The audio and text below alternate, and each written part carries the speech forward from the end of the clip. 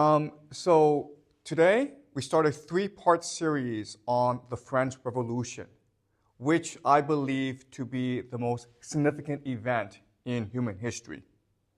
Okay, so let me very quickly explain its significance. So as I keep on mentioning in this class, it is the religious worldview that underpins society and civilization. It is what allows society to function. And to oversimplify, there have been four major religious worldviews in human history. Okay? So let's go over them briefly. The first is what we call the animistic. And this is basically during the Ice Age when we were hunter-gatherers and we were just roaming the earth. Okay? And there are three major keywords that underlie this worldview. Balance, harmony, and oneness. We did not believe that we were different from the plants, the animals that lived on this planet. We were one with them. We were interconnected with them. We didn't fear death because life and death were part of the same continuous cycle. Okay? So this is the idea of the animistic worldview. From then, we moved on to the polytheistic. Polytheistic, many gods. And the three main ideas that underpin the polytheistic worldview are action, ritual, and fate. No one, not even the gods, can escape their fate. Our fate has been preordained. What courage is the willingness to embrace with honor and with dignity your fate. So think of Hector as he is about to battle Achilles. He knows he is going to get killed. And he's afraid. He shakes. But he still confronts his fate and he dies. And that's what's expected of you in the Viking world, in the Greek world, in the Roman world, to face your death with honor and dignity. To live your life with courage, action, but in a ritualized manner, okay? In a way that the community expects of you, and to embrace your fate no matter what it is. Okay, that is the polytheistic worldview. Then this leads us to the monotheistic worldview. Monotheistic. Okay, so the monotheistic are the Jews, the Christians, and the Muslims. The three major ideas that underpin the monotheistic worldview are faith, orthodoxy, and truth. There is an eternal truth called God. We must have faith in Him. And faith and truth are expressed through orthodoxy. There is a set of beliefs that you cannot question, that you must believe. And you must live your life according to this orthodoxy. Okay, so these are three major ideas underlying monotheistic. Now, we move to the modern period. Okay, another word that we can use for modern is deism. Okay. Deism. You may have heard of this, but the idea of deism is that there is a God. God created the universe, but then He left us. He doesn't care about what happens anymore because the world He created was perfect. And it is up to us to understand the perfect laws of the universe and then perfect our lives according to these laws. Okay, so that's the idea of deism. This is important because deism is the founding religion of both the American as well as the French revolutions. All right? And there are three major beliefs that underpin deism. The first is reason. Okay? So rather than faith, we have to use our reason because that's the gift that God gave us before He left. We are able to, using logic, using intuition, using skepticism, to understand how the world works, okay? Reason. All right? But reason by itself is not enough. You have to engage in debate in order to fully use our reason. You may not be able to reason out for yourself the truth, but in a debate, you're able to hear out the truth. Okay? And if we do this, if we continue to exercise our reason, if we continue to engage in debate, what is often called the marketplace of ideas, this will lead to the idea of progress. Okay?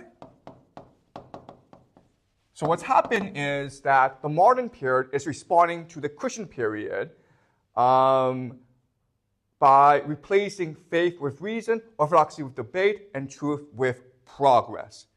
Okay? And these three ideas, reason, debate, and progress, are the foundations of the period we live in today called the modern period. These three ideas are the foundations of our school system, for our universities, for our scientific institutions. Okay? Does that make sense? All right. Now, having gone through these four different periods, I want to do some analysis. Okay? The first analysis is to explain to you how these changes manifested themselves. So the animistic period is the most natural. It's what makes the most sense. Quite honestly, if animals had a religion, it would probably be an animistic religion. Okay? So how do we transition from the animistic to the polytheistic? Well, the main reason is because of civilization. Okay? Because of mass society, civilization. Because we chose to settle down and learn agriculture and develop religious systems. All right? And with that comes war, comes hierarchy, comes inequality. And as such, we develop the polytheistic worldview. All right? From the polytheistic worldview, we then transition into the monotheistic worldview. Why? Because of Christianity. All right? Christianity. Remember, you're usually taught that Christianity is, Jesus dies and then everyone becomes a Christian. That's not what happened, okay? As you learn in this class, Christianity was a mechanism developed by the Roman Empire in order to assimilate the Jews. And then later on to assimilate barbarians who were economic migrants into the Roman Empire. Basically, it was a tool of control for the Roman Empire, okay? But then you have this massive transition from monotheism, the Christian period, into modernism, all right? And this turning point, which is the most radical turning point in human history, is what we call the French Revolution. Without the French Revolution, modernity could not happen, all right? And what's amazing about the French Revolution is it is entirely unprecedented. We've never had anything like this before. It was entirely unpredictable. It was unique in human history. All right? So we will spend the next 3 classes to understand how the French Revolution happened. Because without understanding the French Revolution, you cannot understand future events, especially communism, the rise of communism, World War I, World War II. None of these things would have been possible without the French Revolution. Okay? All right. So another thing that's really important for us to understand is that all 4 worldviews still exist today. All right? There are still people who believe in animism, polytheism, okay? But they're the minority. The dominant people are still the monotheists, okay? And they're in competition with the modernists, okay? Who are the educated elite, okay? So this conflict is still going on today. The other thing that's really important for us to understand is none of these beliefs is inherently superior to the other. Okay? You cannot make the argument to me, at least, that one is better than the other. But new systems believe they are superior to the other, okay? To the previous. So the polytheists believe they are superior to the animists. The monotheists think they are superior to the polytheists. And the deists think they're superior to the monotheists. Okay? And because of this sense of superiority, they try to crush previous worldviews. Okay? So these four worldviews are not in competition with each other, but the new ones seek to displace the old ones. And this has led to a lot of conflict throughout human history. All right? So this is the overall framework we're working with. I know it's a bit simple, but for the purpose of this class, it's good enough, okay? All right. So now what I'm going to do is explain the framework for the next 3 classes. Okay? My argument to you is the French Revolution was ultimately a religious crusade.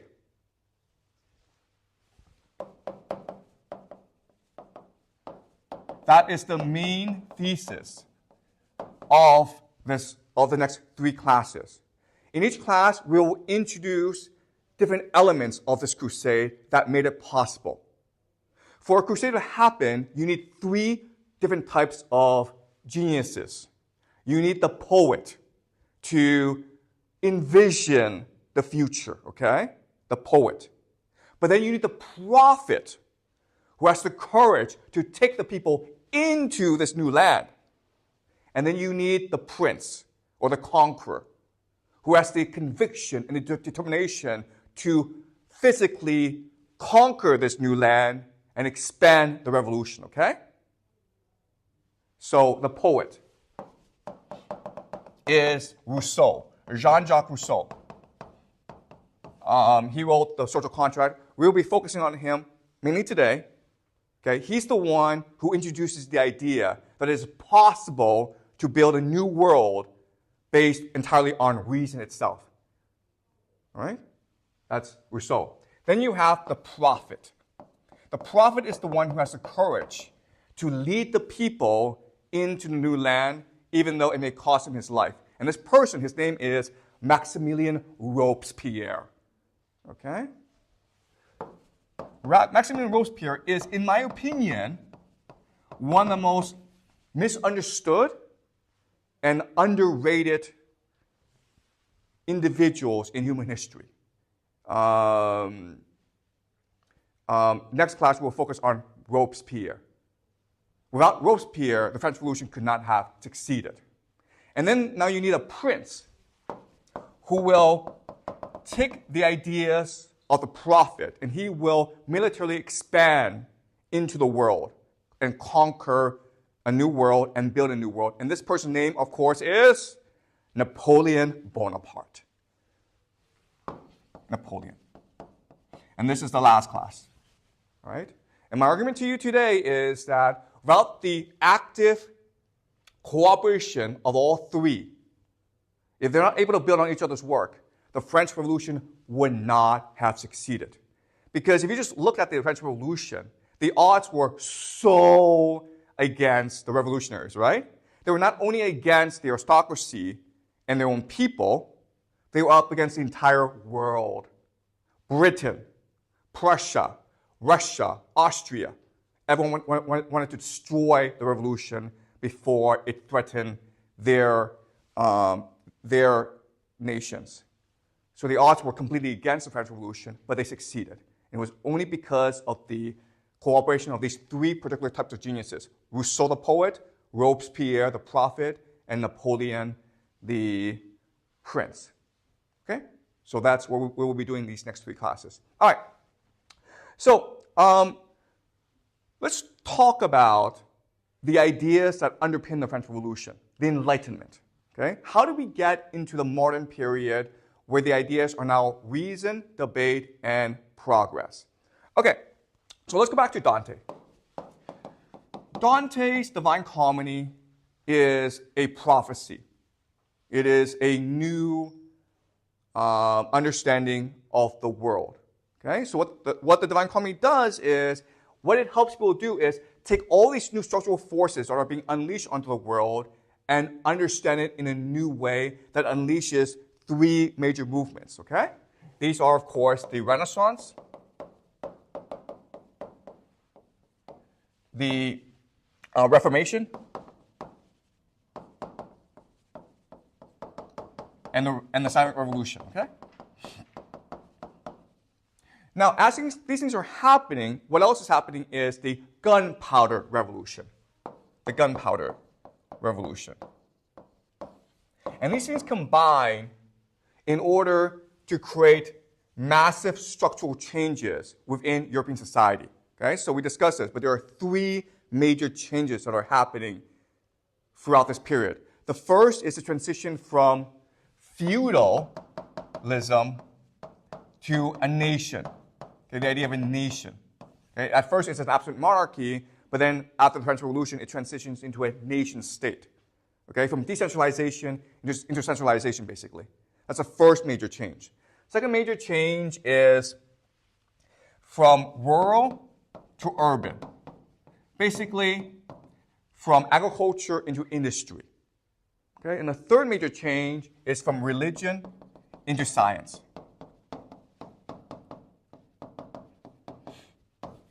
All right, and this is what's happening in Europe because of the gunpowder revolution.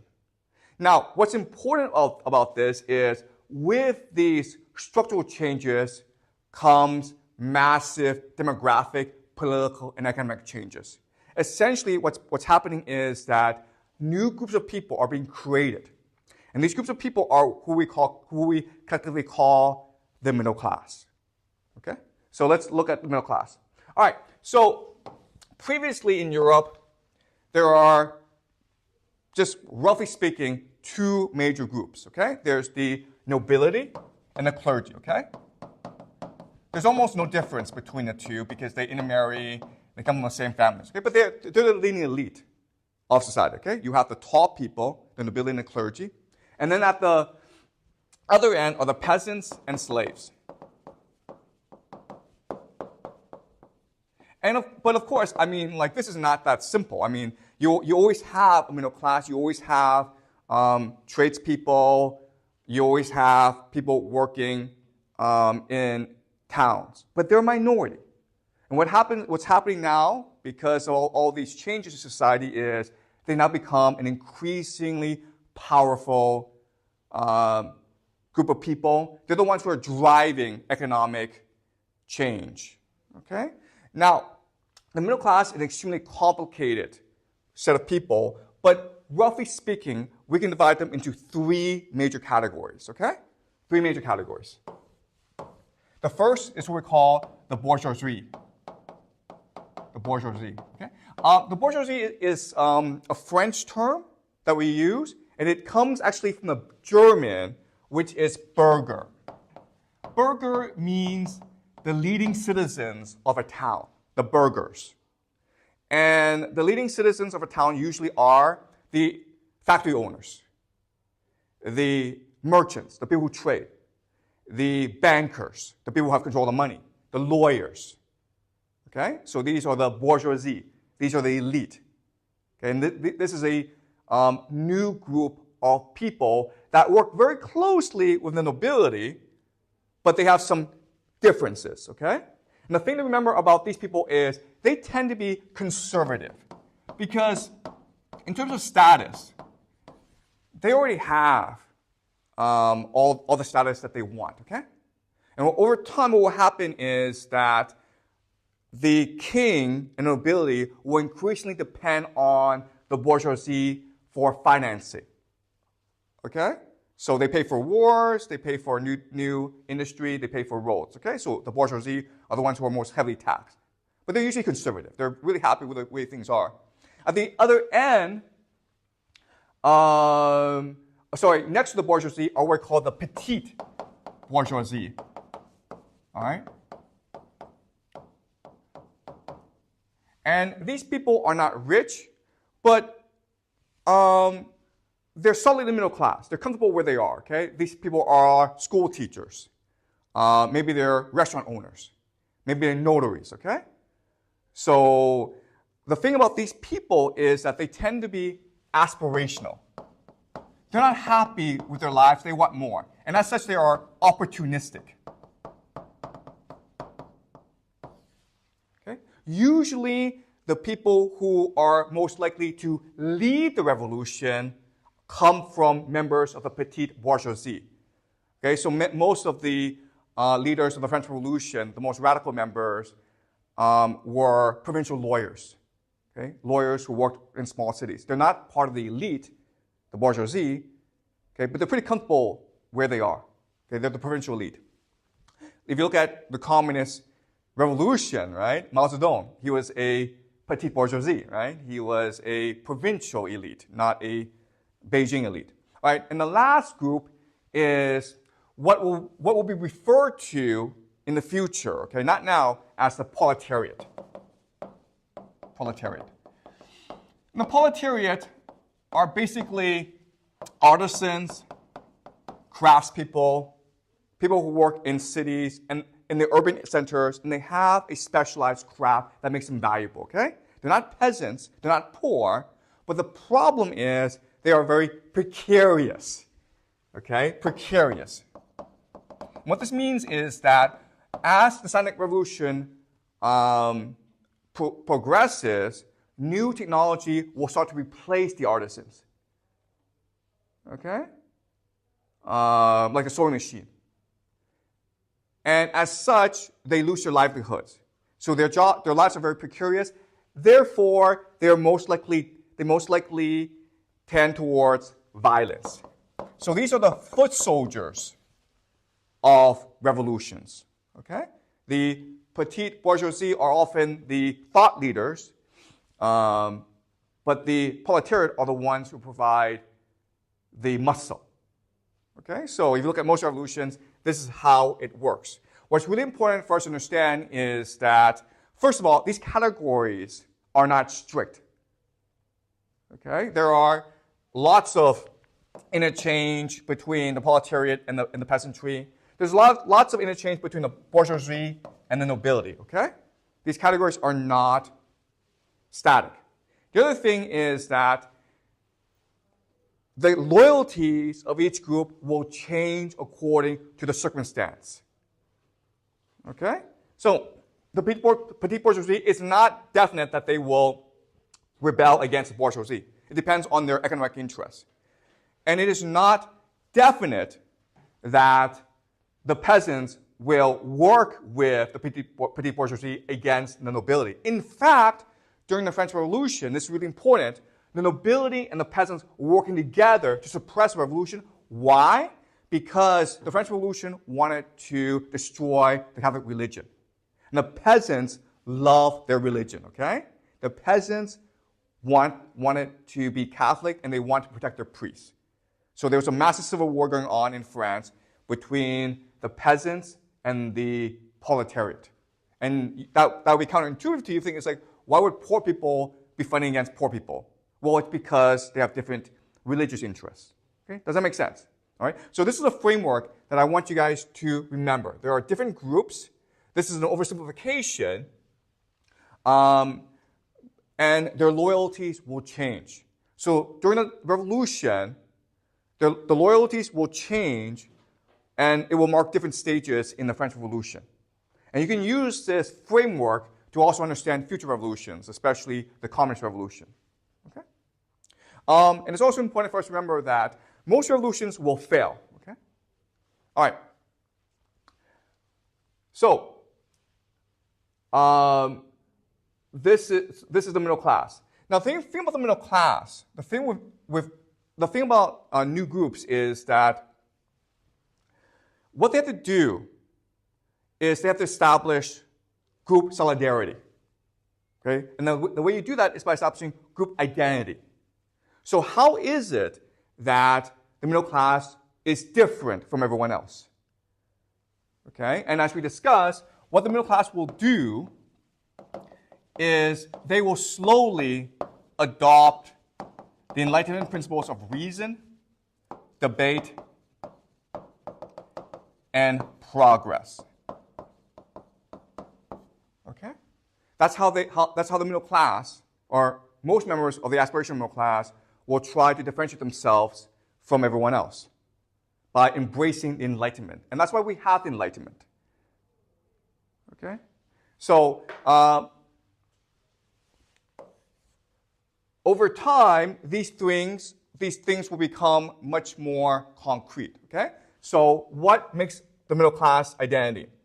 The first is the idea of education. Second is the idea of achievement. And the third is the idea of morality. All right? So what is the middle class? The middle class are those who embrace these three ideas: education, achievement, and morality. Right? If you're in the middle class, you'll be much more educated than nobility and the peasantry. You will read books. You will read newspapers. That's why we have newspapers, okay? Because the middle class wants information. The achievement ethos is, I will always strive to be better. I want my children to be better than me, okay? If you're a peasant, you don't believe your children will live a better life. If you're nobility, you don't really care if your children live a better life. But for the middle class, it's very important that their children live better lives, okay? So the idea of the achievement ethos, to work hard, okay? So you guys should understand this because you're all members of the middle class in China, right? And the last is the idea of morality, okay? And this is really important. Morality is, especially when it comes to sexual morality, all right? Sexual morality. So the idea is that if you're a poor person, the thing about being poor is you have no control over your body. So during this time of industrialization, what's happening is a lot of peasants are moving into the cities. And what are women doing? Well, they're becoming prostitutes. There are tons and tons of prostitutes in these cities at this time in Europe, okay? We just walk on the street and guess what? There are prostitutes everywhere. So as a poor person, you have absolutely no control over your body. So with the middle class, the way that they differentiate themselves is by saying that we have enough resources to protect our bodies. And if you're part of the middle class, then you're expected to adhere to a very strict morality, okay? Does that make sense? That's where we get the idea of morality from the development of the middle class. As a middle class, you have sexual, you are much more sexually pure, but also you have a new idea called childhood. If you are a poor person, your child age 6 starts to work, okay? At age 10, he or she may be working in a factory, and by 12, may be dead. What the middle class can do is give his or her child a childhood, okay? The modern concept of childhood comes from this period, and we'll be looking at this. All right? Okay, so that's the idea here. The Enlightenment basically was a movement in which a new group of people, the middle class, they've always existed, but now they exist in quantity. And they have more resources than they used to have before, especially literacy, access to information. They have more wealth. They have more technology. They are the future leaders of the world. And as such, they want to embrace a new identity. And that's why we have the Enlightenment, okay? The Enlightenment was basically a period when they tried to bring the ideas of science into society in order to create a new middle-class identity. And it still exists today, okay? All right. So that is the basic framework for today. Now we will look at specific writers and thinkers of the Enlightenment. Okay, any questions so far? Okay, great. All right. So let's start looking at some major thinkers of the Enlightenment.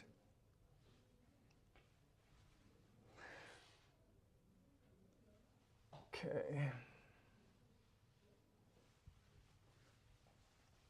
All right, so today's class is on the European Enlightenment. Now, what's really important for us to remember is that there are major ideological differences between the British Enlightenment and the European Enlightenment. Okay, European just means France, Germany, Netherlands, okay, basically continental Europe.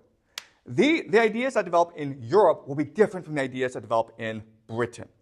After the French Revolution, we'll look at Britain specifically, but now I just want to focus on the European Enlightenment, okay? So please remember that.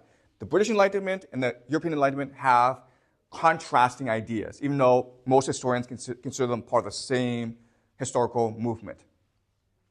All right, so what is Enlightenment? It is a movement to systemize and institutionalize Dante to create a new European middle-class identity. So all these ideas are coming from Dante, but there is a major difference that we must remember. Remember, the Enlightenment, for the Enlightenment thinkers, what God left us is the capacity to reason. Through reason, we can access the mind of God. Okay? Reason is the fundamental principle of the Enlightenment.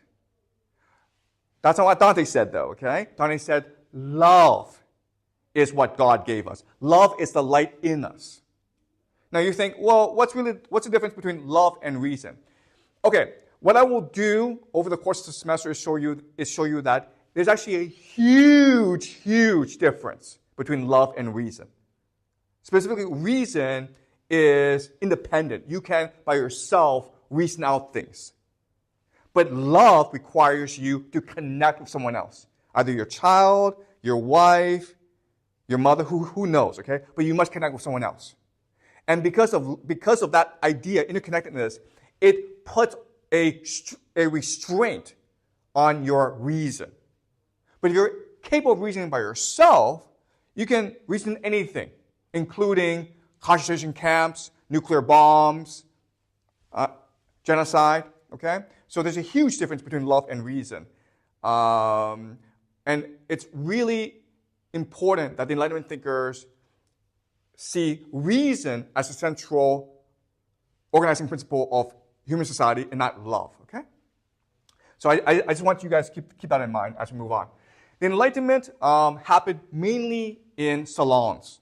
These are places organized by wealthy bourgeoisie women, and these salons were not political. They were mainly designed to learn manners, speech, refinement, right? Because they're trying to differentiate themselves from the nobility, the clergy, and the peasantry. And one way that they want to do this is through their education, through their knowledge, expertise, okay, salons. In Britain, they mainly spread ideas through coffee houses, right? Coffee houses. So the idea of meeting at a coffee house comes from this period in Britain. So these women, like Madame Labarthe, were the ones who were driving Enlightenment ideas. Okay? And these salons were places for the leading intellectuals of the time to come and debate ideas. Right? So these were the leading women of that time. All right.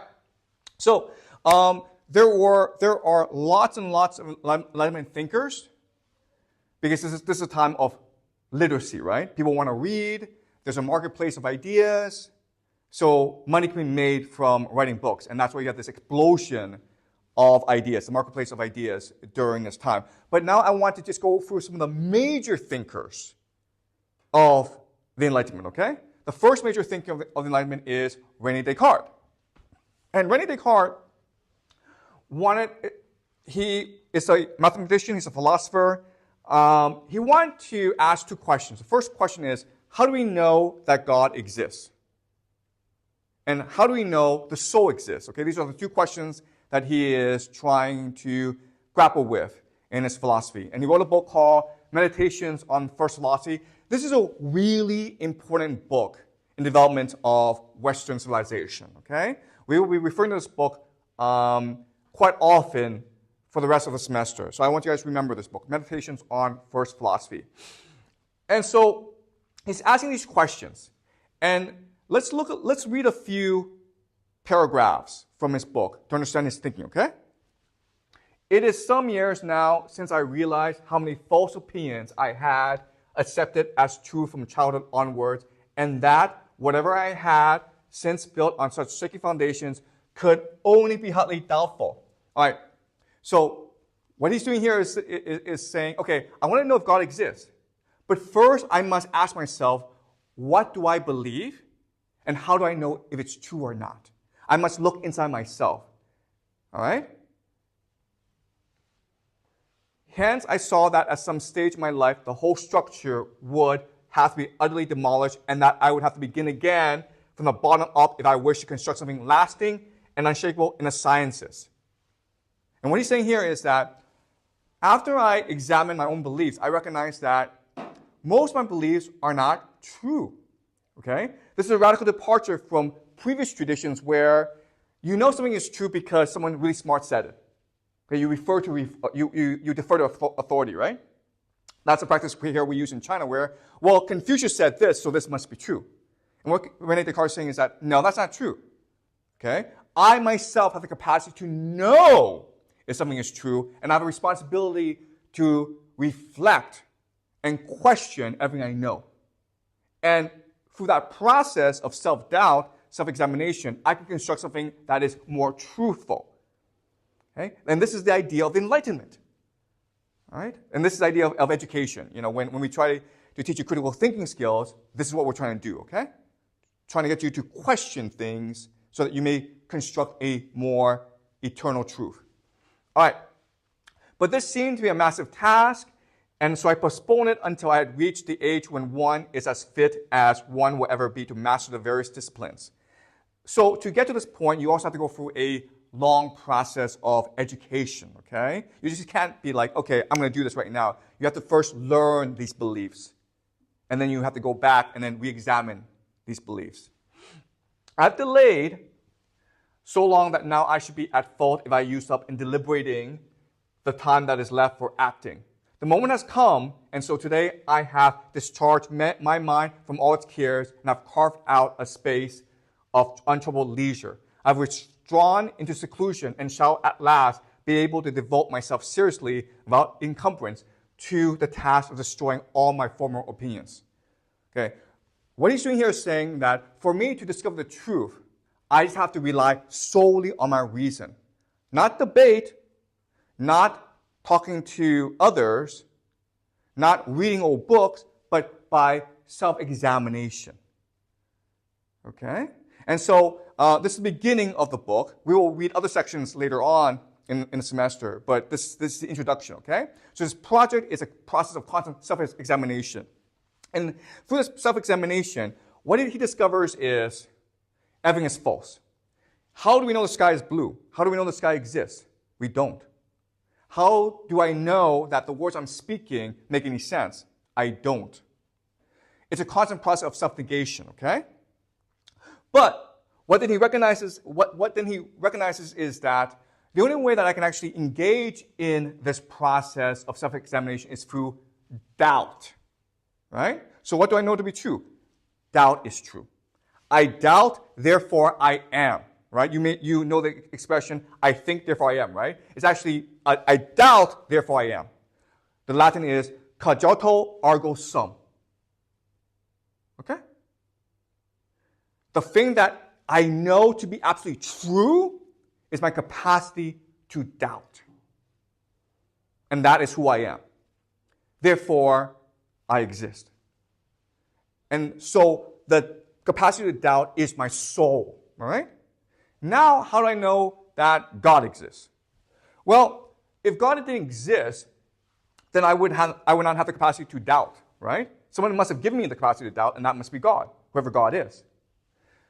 But now, how do I know that God is good? Right? Because God could be a trickster. God could be the devil, and God could be deceiving me. And my capacity to doubt will only lead me into error. Okay? So that's the question he asks now.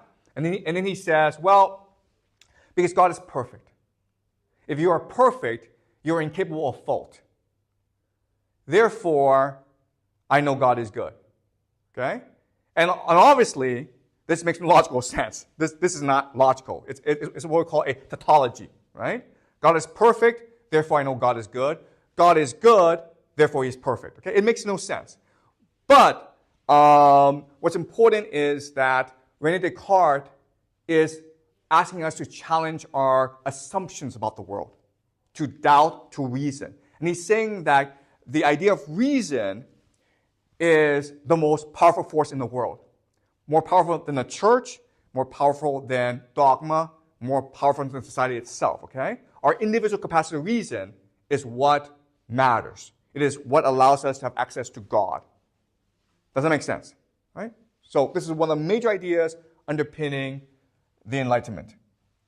All right, now let's move on to Goethe. Johann Wolfgang von Goethe. He is considered the greatest German writer of all time. And he wrote a book called Faust. Okay? Faust. And we'll just read a few passages from Faust. But Faust is also a very quintessential Enlightenment work of art, okay? And so the book of Faust, it's based on another book called the Book of Job, which we find in the Bible. In the Book of Job, it's about this very pious individual who is very faithful to God. Okay, he's very wealthy, he has a lot of children, he's very happy, and he's very devout. He prays to God all the time, he makes sacrifices to God all the time, he's very generous, he has a lot of friends. One day, God is in heaven, and he has a meeting with Satan, okay? Satan in the Bible means adversary. So Satan is actually an archangel, an agent of God who roams the planet. And God is very proud of Job. And he says to Satan, have you seen Job? Do you see how faithful he is to me? He's very proud. And Satan says, God, he's only faithful to you because he's rich. Okay? You take away his money, you take away his children, and he will curse you. And God says, fine, I make you this bet. You can do anything you want to him, but you must not kill him. Okay, that's the only condition. So Satan basically makes Job's life a living hell. All his children die in accidents. He loses all his money. He becomes infected with diseases. He's old. And eventually he curses God. And he's like, why is God doing this to me? And then God appears before him and says, how dare you question me, God? I create the world. What have you done with your life? Okay? But basically, God goes on for a long, long time and curses Job and says, you, as a human being, have absolutely no right to ever doubt, to ever question me. I can do whatever I want. I'm God. I'm a mystery. Do not ever think you can understand me. Do not ever believe you can question me. Okay? And then what God does is he restores Job's health and wealth. Okay? So it's a very strange story. And it's one that is meant to inspire fear among people. And so what Goethe does that's really interesting is that he reimagines the story of Job and turns it into a much more confident, optimistic story that captures the spirit of the Enlightenment. Okay? Does that make sense? The story goes like this. Faust, he is a professor. He loves learning. He's very curious. But what he recognizes is that despite all his book learning, he doesn't really have access to the truth. He's not really learning new information, new knowledge. He doesn't feel as though he's accessing God. So he tries magic. One day, the Satan, and Satan's name here in Faust is named Mephistopheles. Okay? Mephistopheles talks to God, and Mephistopheles says to God, you know what? The worst thing you ever did was allow humans the capacity to reason. Because you're idiots, you're stupid. If you're stupid and you can reason, all it does is confuse you and make you unhappy. And then God is like, well, have you met Faust? Faust is my favorite person in the whole world because he's curious, he loves learning. Eventually, through the process of self-exploration, he will discover the truth. He will get there. I have faith in Faust. And Mephistopheles says, fine, I'll make you a bet. I bet you I can make him complacent. I bet you that I can make him not want to learn anymore, to lose his curiosity. And if I win this bet, then Faust will become my servant. Okay? His soul will be mine. I will damn him to hell for eternity. Okay? And that's the bet. All right. So let's look at some passages. This is Mephistopheles saying to God, their lives will be a little easier if you not let them glimpse the light of heaven. They call it reason and employ it only to be more bestial than any beast. Okay, what's important for us to remember is that here, Goethe is invoking Dante, right? Remember, Dante in the Divine Comedy says that love is the light of heaven. And here, Goethe and the Enlightenment thinkers are saying that, no, it's reason that is the light of heaven. In fact, in many ways, Faust is a rewriting of the Divine Comedy. Right? So Mephistopheles is saying to God, reason is bad because it makes people who are stupid more confused. And then God says, do you know Faust? And then Mephistopheles says, the doctor. The Lord says, and my servant, okay, my favorite person in the whole world. Mephistopheles, indeed, he serves you in a curious way. The fool is not content with earthly food or drink. Some ferment makes him want what is exotic, yet he's half conscious of his father, okay? Faust wants to understand the world. He's curious. He's driven by his curiosity and his imagination. And Mephistopheles makes fun of him because he'll never get there, okay? From heaven he claims as his the brightest stars, and from the earth all of its highest joys. But nothing near and nothing far away can satisfy a heart so deeply agitated, okay? He's just too curious. He can't be satisfied. And the God says, though now he only serves me blindly and ineptly, I shall soon lead him into clarity. The gardener knows when the sapling turns green, that blossoms and fruit will brighten future years, okay? So God is saying, if he continues to be curious, eventually I, God, will lead him into the light. Okay? So what's important for us as humans is to be curious. And that's how we show our faith in God. Right? Now, so Mephistopheles and Faust meet. And Mephistopheles says to Faust, listen, I know you want to know the truth about the world. I know you want to experience the whole world, but you can't do it by yourself. So I will help you. Okay? I will grant you the knowledge of the world. But if at any point you become complacent, you stop striving, you're happy with the way things are, you're happy with the moment, then you will become my servant. Is that a deal, Faust? And Faust says, sure. Because Faust does not believe that he can ever lose his curiosity. Okay? So what happens is all these strange events where Faust falls in love with a maiden named Gretchen. And Gretchen falls in love with him. And they try to have sex, but the mother gets in the way. So Faust has Gretchen kill the mother. The brother finds out and tries to kill Faust. Faust kills the brother. Gretchen gets pregnant and then has to kill the baby because Faust has disappeared. And then Gretchen basically dies in prison, okay? So it sounds terrible. But what happens is that eventually Gretchen forgives Faust because Gretchen goes to heaven. And then Faust has more adventures. He becomes a servant to the king. He builds a lot of roads and a lot of cities. He marries Helen of Troy. He goes back in the past. Anyway, a lot of strange things happen, okay? But what's happening is that he's experiencing life for all its potential, for all its possibilities. And so as he gets older, he's about to die. And Mephistopheles comes to collect his soul, okay? And this is the last speech of Faust before he dies. A swamp lies there below the hill, infecting everything I've done. My last and greatest act of will succeeds when that foul pool is gone. Okay, so he is an architect, and he is an urban planner working for the government. He's a civil servant, basically. And his job is to make the city much more livable for people, okay? To help civilize the world. And he's taking pride in his work.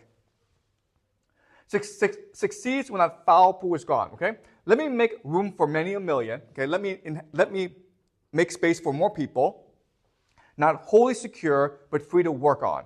Green fertile fields where men and herds may gain swift comfort from the new-made earth, quickly settled in those hills' embrace, piled high by a brave industrial race, and in the center here a paradise, whose boundaries hold back the raging tide, and though it gnaws to enter in by force, the common urge unites to hold its course, okay? So he's taking pride in all that he's accomplished and that he will accomplish, okay? He's taking pride in this moment when he's actively contributing to the betterment of civilization.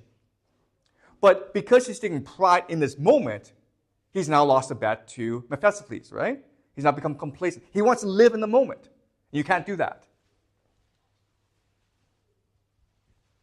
Yes, I've surrendered to this thought's insistence. The last word wisdom ever has to say. He only earns his freedom in existence who's forced to win them freshly every day. Childhood, manhood, age, vigorous years, surrounded by dangers, they'll spend here.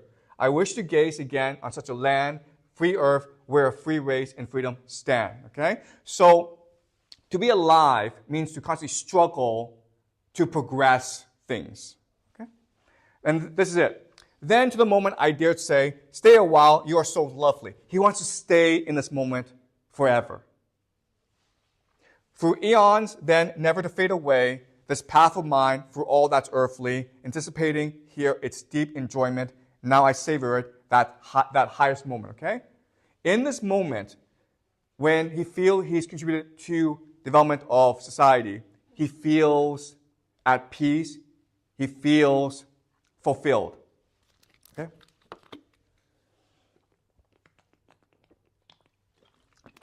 And so the irony is that at this moment, when he's most fulfilled, he should now be damned to hell, right? But what happens as Mephistopheles is about to claim false soul is angels appear and steal it from Mephistopheles, okay? The angels. Pure incandescence, whom its flames bless, blissful of goodness is their existence. Gather together, rise now and praise. Spirit can breathe here in pure waves. So God has come to save false. They rise carrying away the immortal part of false. False soul is now in heaven. Mephistopheles says, how then? Where did they vanish to? You took me by surprise, you adolescents. Now with what they've salvaged from the tomb as their own prize, they've flown off to heaven. They've stolen a great and unique treasure, that noble soul mortgaged to my pleasure. They've snatched it away with cunning even. But whom could I even complain to anyway? Okay? So Mephistopheles knows he's been tricked, but he has no say in the matter. Okay? And so, false, it is considered the greatest work of German literature. And the main message is God loves us. God wants us to be curious. God wants us to explore, to challenge ourselves, to grow. And if we do that, God will always protect us, no matter how many stupid things we do. Okay? God is ultimately about forgiveness and love and mercy and kindness and generosity. So that's a very optimistic and confident view of the world. All right? Any questions so far? Okay. Let's move on to Immanuel Kant. Immanuel Kant is the greatest philosopher who ever lived. We'll be spending a lot of time on Immanuel Kant throughout the semester, okay? So I introduce you to him here. And he wrote a very influential essay called, What is Enlightenment? Why do we have enlightenment, okay? All right, so enlightenment is man's emergence from his self-imposed knowledge. Knowledge is the inability to use one's own reasoning without another's guidance. This knowledge is self-imposed if its cause lies not in lack of understanding, but in indecision and lack of courage to use one's own mind without another's guidance. Dare to know, have the courage to use your own understanding is therefore the model of enlightenment. Okay, so what he's saying here is that you're students, and I'm the teacher, okay? I'm enlightened because I'm using my reason. But you're not enlightened because you're relying on my reason. Right? And what he's saying is that it's not because you lack the capacity to reason that's a problem. It's because you guys are lazy. Right? It's just easier for you to just sit there and take notes rather than to actually read these texts for yourself and understand them yourself. That's why you rely on me. Okay? But if you don't ever rely on yourself, you can never be free to think. Does that make sense? That's what he's saying here. Laziness and cowardice are the reasons why such a large part of mankind gladly remain minors all their lives long after nature has freed them from external guidance. Okay? You have the capacity to reason.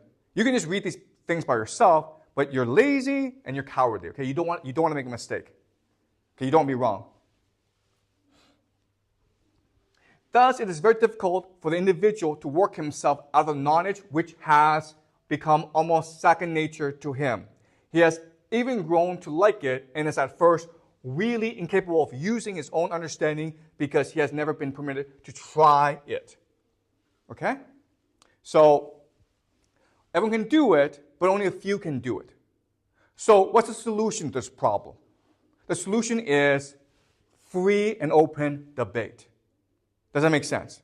If you're able to access information, if you're able to access different points of view, then you're able to hear the truth for yourself. Okay? Does that make sense?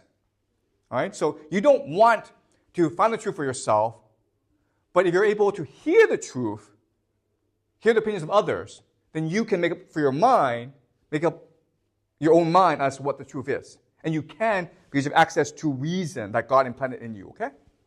That's the logic here. It is more nearly possible, however, for the public to enlighten itself. Indeed, if it is only given freedom, enlightenment is almost inevitable. There will always be a few independent thinkers, even among the self-appointed guardians of the multitude. Okay? So this is the idea of reason, debate, and progress. If there's a debate, if everyone is able to hear different opinions, then society will almost always progress. Okay? Does that make sense?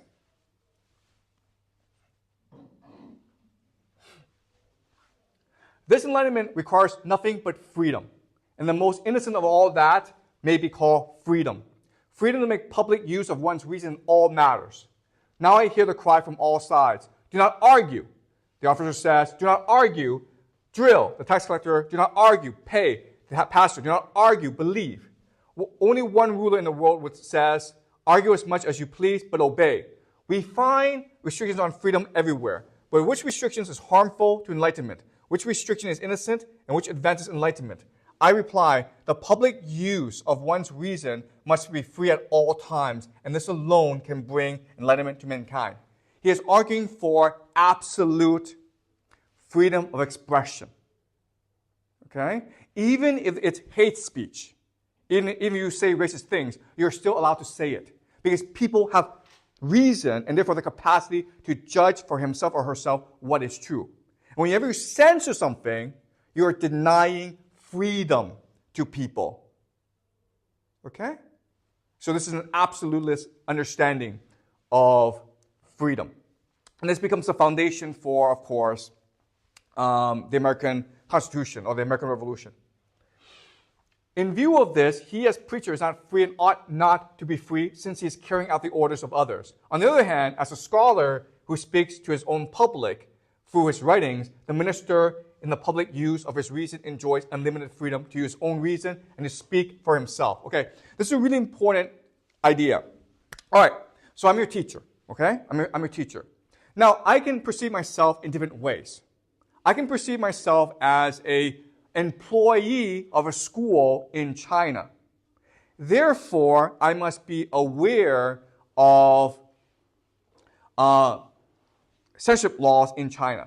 I must be aware of what I can teach you and what I cannot teach you. I must also be aware that my main responsibility is to make you a citizen of China and therefore make you feel good about China, okay? If I see myself as an employee of a school in China. But if I see myself as a free individual in the service of human progress, then my job is to enlighten you as to the possibilities of human reason, right? So I must be honest with you. I must challenge you to think for yourself. I must give you the capacity for you to think for yourself, okay? Therefore, I will not tell you what Kant says. I will show you what Kant says so that you can by yourself interpret what he's saying. Does that make sense? Okay, that's the difference. You can either see yourself as an employee who is just making money in the service of others, or as a citizen of the world. As a citizen dedicated to the progress of human civilization. Okay? That's your choice. But should a society of ministers, say a church council, have the right to commit itself by oath to a certain unalterable doctrine in order to secure perpetual guardianship over all its members and through them over the people. I say that this is quite impossible. Such a contract concluded to keep all further enlightenment from humanity is simply null and void, even if it should be confirmed by the sovereign power, by parliaments, and the most solemn treaties. An epoch cannot conclude a pact that will commit succeeding ages, prevent them from increasing their significant insights, purging themselves of errors, and generally progressing in enlightenment. That would be a crime against human nature, whose proper destiny lies precisely in such progress. Okay, this is a radical statement. What he's saying is that I'm of an older generation than you, right? I have absolutely no right to tell you what to think. I have absolutely no right to tell you what to think. I can show you possibilities. I can argue with you, but I must not enforce my ideas on you, because that would limit human progress. Progress is determined by a new generation's capacity to question and negate a previous generation's ideas. Okay, does that make sense? All right? All right, so this is Voltaire. Voltaire, I don't really want to spend too much time on, but Voltaire is considered a celebrity of the Enlightenment, okay? He was very famous at that time because he is what we call today a troll, okay, a troll. Why? Because he's always making fun of the nobility and the clergy, the powers that be. And as such, the middle class basically worshipped him, okay? They loved his contributions. But he himself was not a very deep thinker, okay? He himself was not a great thinker. So I don't want to spend too much time on him. All right, so let's move on to Jean-Jacques Rousseau, who is the most influential Enlightenment thinker in France. It is his ideas that will drive the French Revolution, okay? All right. So he wrote a very influential book called Emile. Emile is his treatise on education. How should you best educate children? Okay? All right, so let's just read some basic passages. If the infant sprang at one bound from its mother's breast to the age of reason, the present type of education would be quite as suitable, but its natural growth calls for quite a different training. The mind should be left undisturbed till its faculties have developed, for while it is blind, it cannot see the torch you offer it, nor can it follow through the vast expanse of ideas, of paths so faintly traced by reason that the best eyes can scarcely follow it, okay? So what he's saying here, and it's a very controversial idea, what he's saying here is that kindergarten and primary school make no sense. Kids come into school to learn math, to learn language, right? But the problem is that their faculty for reason has not fully developed. Okay? It's like me asking you to fly, even though you don't have wings. So what he's saying is this: before the age of 12, let kids play. Because if you ask them to come to school, all that will do is screw up their minds. Right? If a child is crawling and you make the child walk, all that's going to do is make the bones deformed. Okay? It's going to really screw up the legs. And that's what Rousseau is saying. Do not ever send kids to learn anything before the age of 12 because their faculty of reason has not developed before the age of 12. And guess what, guys?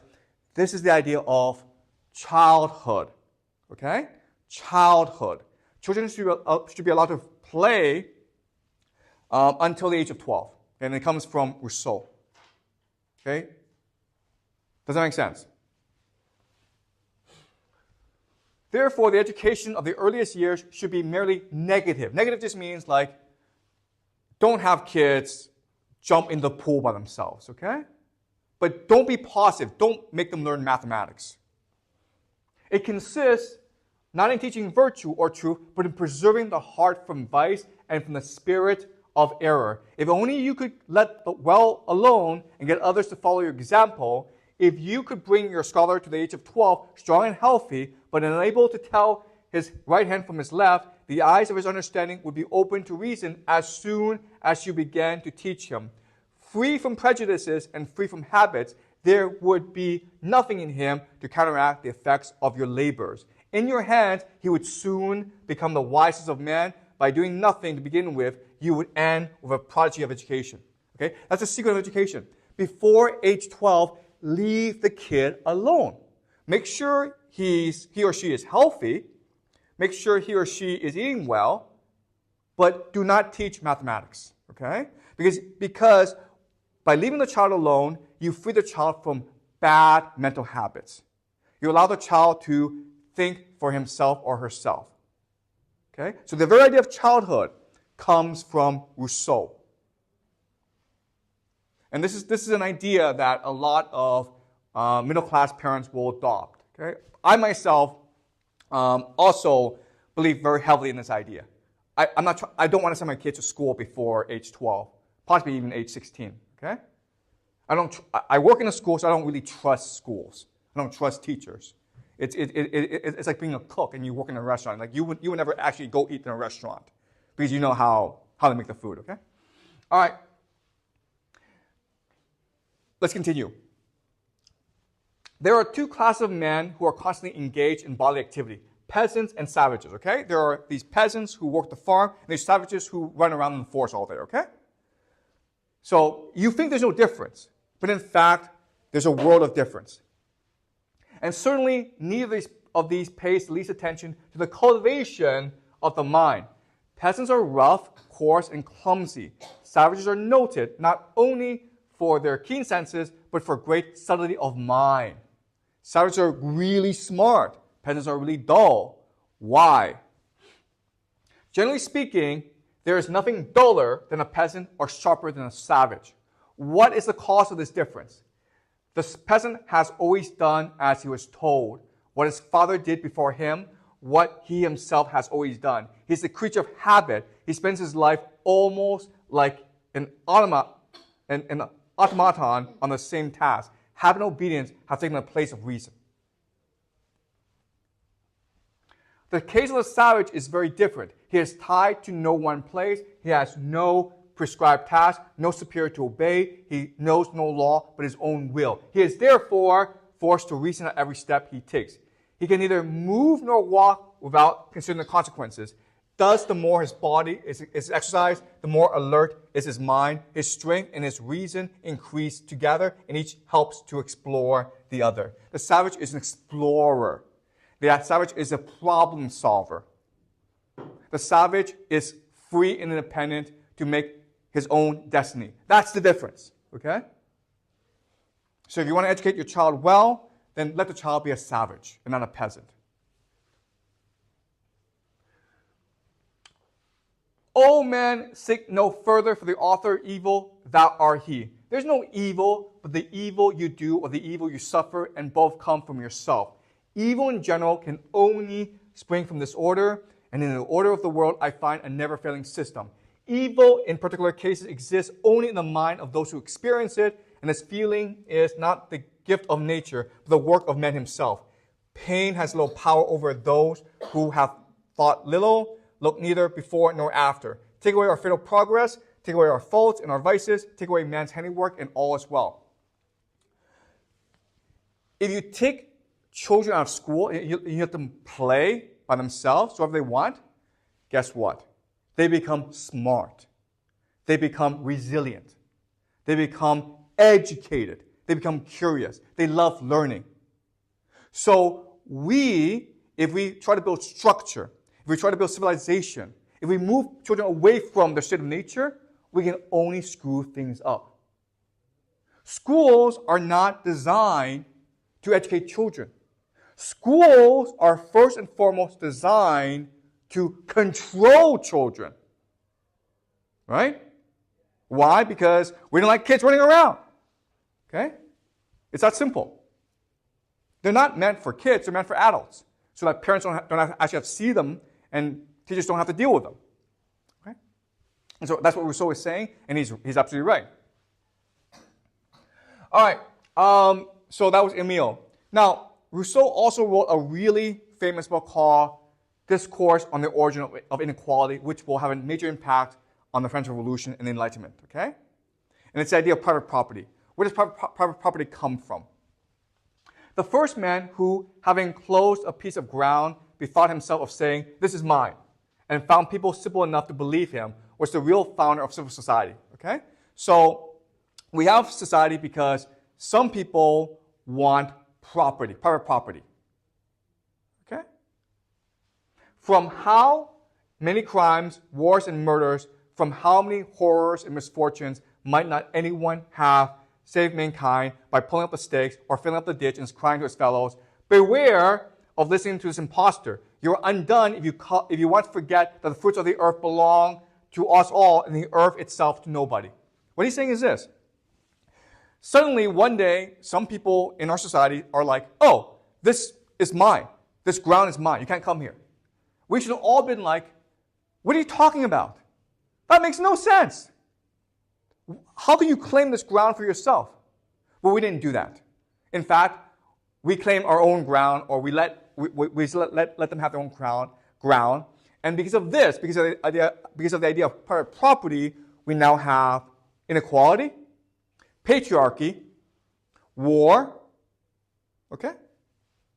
This is where war and patriarchy and inequality come from, because of some people's insistence on having private property. All right. Okay, any questions so far? Okay, is it all clear to you? All right, so let's move on to the final book, The Social Contract. Okay, The Social Contract is the Bible of the French Revolution. It is the book that is the most influential in development of the thinkers of the French Revolution. All right, the most famous sentence, the sentence that begins the social contract is, man is born free and everywhere he is in chains. Here's one who thinks he is the master of others, yet is more enslaved than they are. Okay? So we were born free, but we choose to become slaves. But not only that, the people who have enslaved us think they're our masters, but in fact, they're more enslaved than us because they are trapped by the system. You understand? Slavery is a system that enslaves all. Slavery is not a system where a few oppress the others. Slavery is a system where an idea has oppressed everyone, especially the masters. All right? We see at once that on this account of things, certain questions can be laid aside. Whose business it is to make laws? They are acts of the general will. Is the prince above the law? No, because he is a member of the state. Can the law be unjust? No, because nothing is unjust towards itself. How can we be both free and subject to laws? There's no problem about this because the laws are nothing but records of our violations. Okay, so this is a really important idea that I need to explain to you. All right, and it becomes a basis for a new type of society promoted by the French Revolution.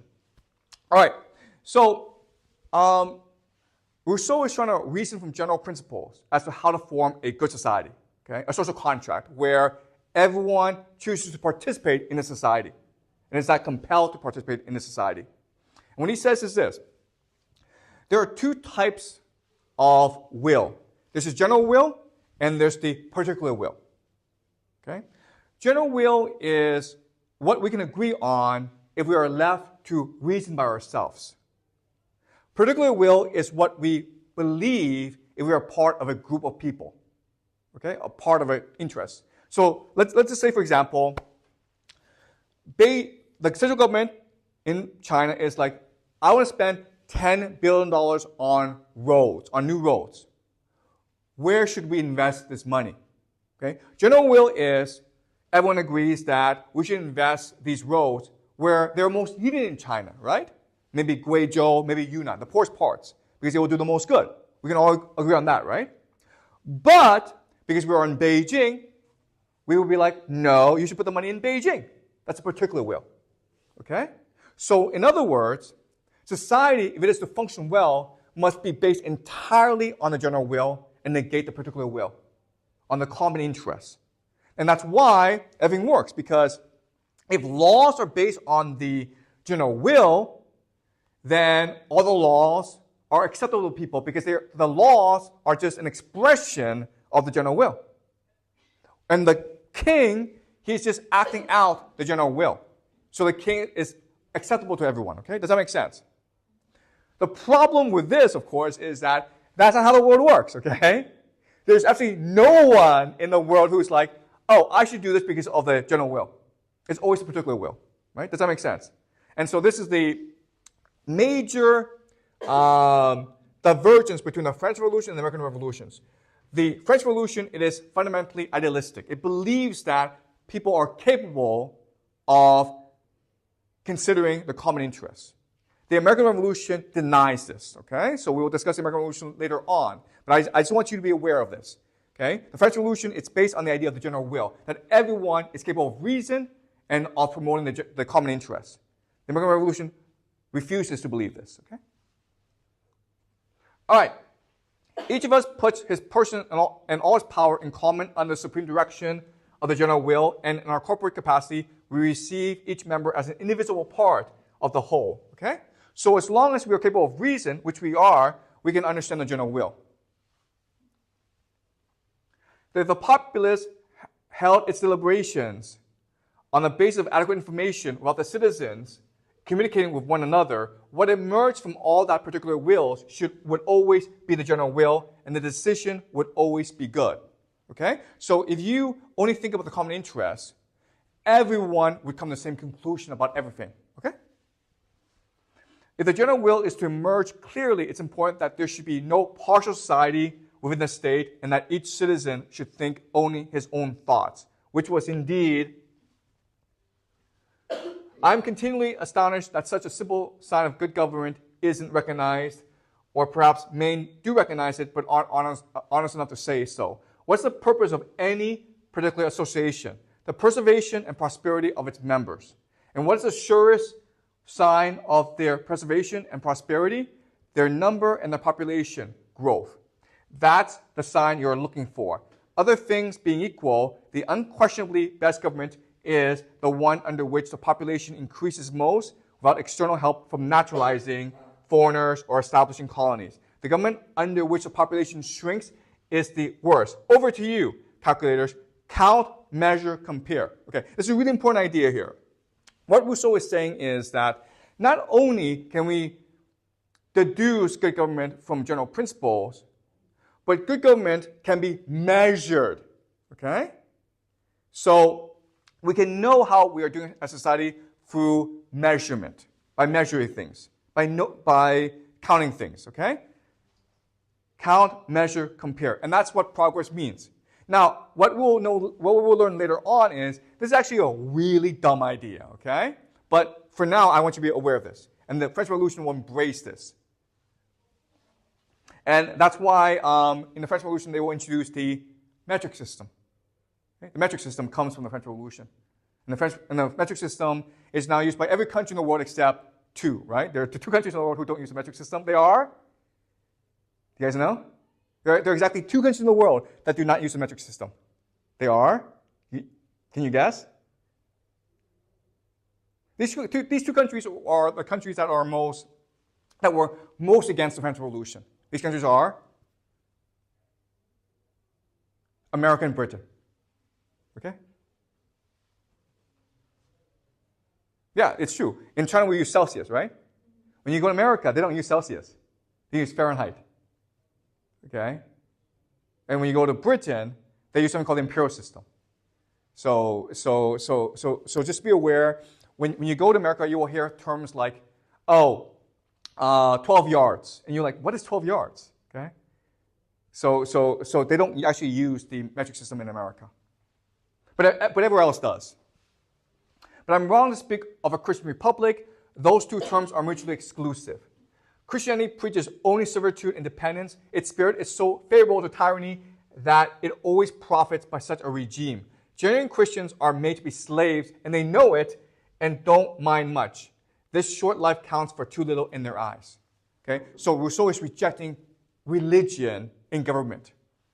This is the idea of separation of church and state, which becomes the basis for the French nation state. Okay, it's a very important idea. And during the French Revolution, this will lead to civil wars between the peasants who want to be Christians and the revolutionaries who want to establish a secular state. The dogmas of civil religion ought to be few, simple, and exactly worded, with no explanation or commentary. Its positive dogmas are the existence of a mighty, intelligent, and beneficent divinity possessed of foresight and providence, the life to come, the happiness of the just, the punishment of the wicked, the sanctity of the social contract and the laws, and just one dogma of exclusion, and the exclusion of intolerance, which is a feature of the cult we have rejected, okay? So what Rousseau is saying here is that the new society should now have a new religion, a state religion, that is based on reason. Okay? And this new religion of reason must reject all other religions because these religions are intolerant of each other. And that's why in France today, there's so much conflict in society, okay? You have a lot of Islamic immigrants, and there's always in conflict with the French state because the French state insists on secular, on a secular religion, but the Islamists want to practice their own religion, okay?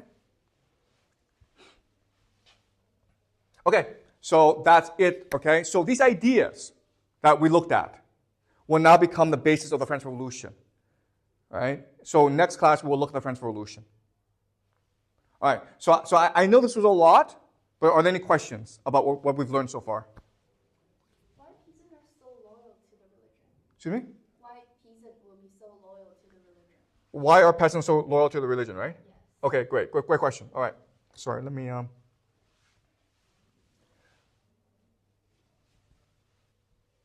right.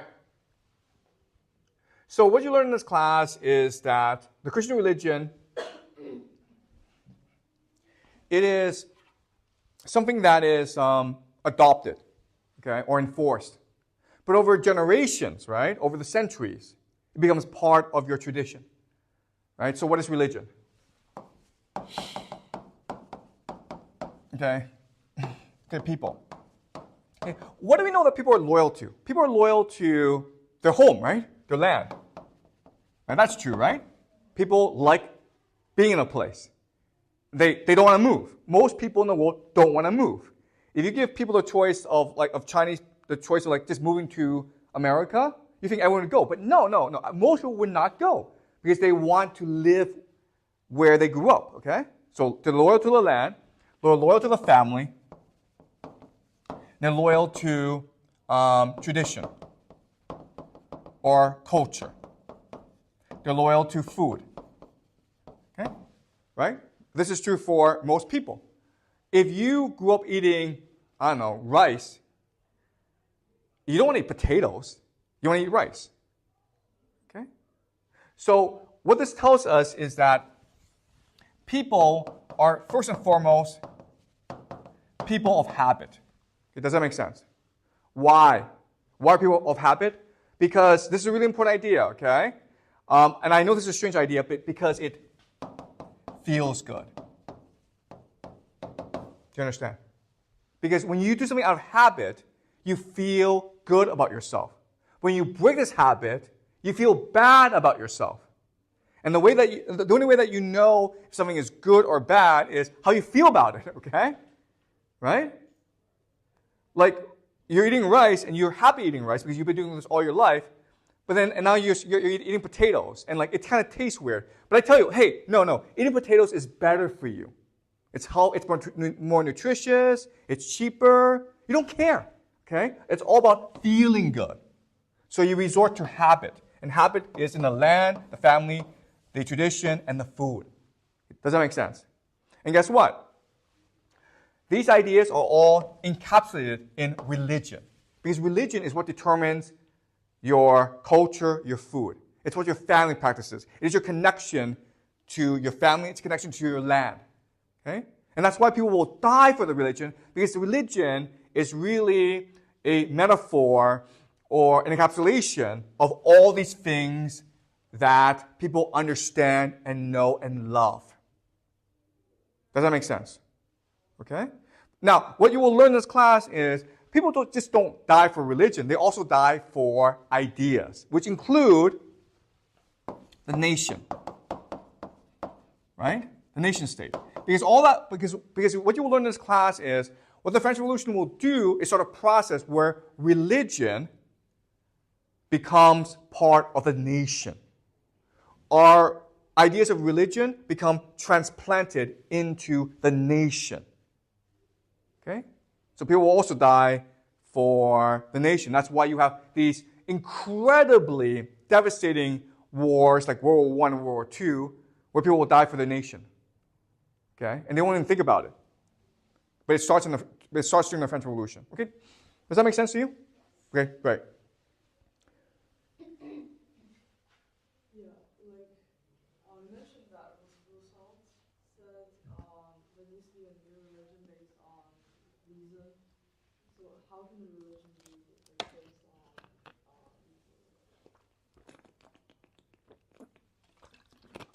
Okay. All right. Good question. So how can a religion be based on reason? All right.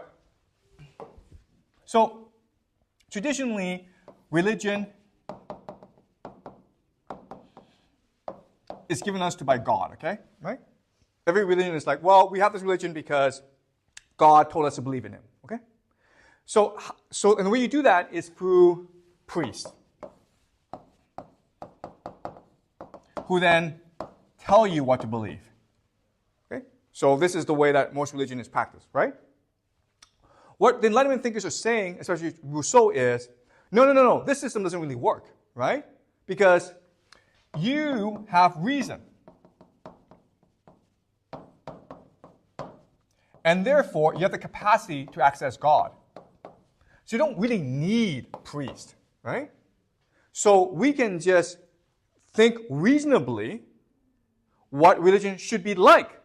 And from first principles, you can deduce the religion. Right? Okay, does that make sense? Now, if you just reason from first principles about what religion should be like, what are they? Well, first of all, there is a God, okay? First of all, there is a God. Second of all is that there is heaven and hell. If you do good things, you go to heaven. If you do bad things, you go to hell. Right? That's the second thing. Third thing is, good people go to heaven, therefore you should do good. Okay? And then fourth would be like, if you believe in these things, you are free to believe anything else. For example, you're like, I don't know, I believe that animals have the same rights as humans. Well, that doesn't contradict what we already believe. Therefore, you can believe that animals can go to heaven as well. Okay, do you understand? So what Rousseau is saying is that, just from general principles, just if you're able to exercise reason by yourself, you should be able to deduce the basic principles of an organized state religion. And that's what he does in the social contract. And it becomes a basis, again, for the French Revolution. Okay? Does that make sense? All right. Any more questions? Okay. Great. Okay. So I apologize for the length of this class, but the French Revolution is really complicated, and I really need to explain some basic ideas to you, okay? So next class, we'll do Robespierre.